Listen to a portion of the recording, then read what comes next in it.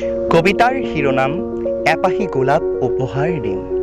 কবি পাৰ্থপ্ৰতিম কলিতা, পাঠ প্ৰণৱ কলিতা। এপাহি গোলাপ উপহাৰ দিম।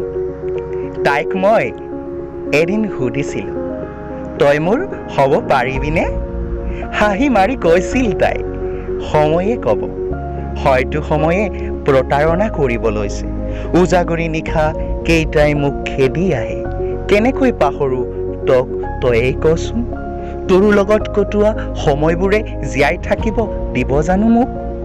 প্ৰতিপলে তই মোৰ হৃদয়ত আছিলি।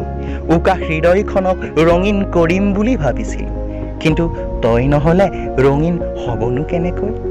কেতিয়াবা বৰকৈ খং উঠে, অভিমান জাগে মোৰ ওপৰত। কিয় আঁতৰি গলি তই? এতিয়া খং অভিমানবোৰ নিশেষ হ'ব লৈছে।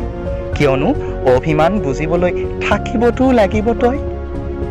তোৰ বাৰু ভয় নালাগিনে মোৰ পৰা আঁতৰত থাকিবলৈ? মনত নপৰেনে তোৰ এবাৰো মোলৈ?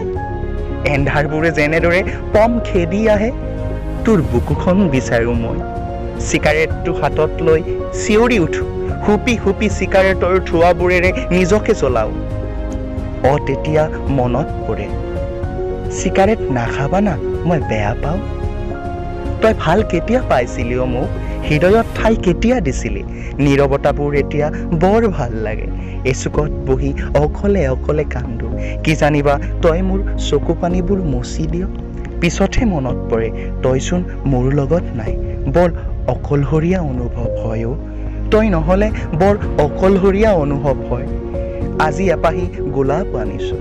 তই গোলাপ ভাল পাৱ যে? যোৱাৰ সময়ত তই একোৱেই নকলি। আজি মই তোক তই ভাল পোৱা গোলাপ পাহি উপহাৰ দিম। তই ভাল পোৱা এপাহি ৰঙা গোলাপ।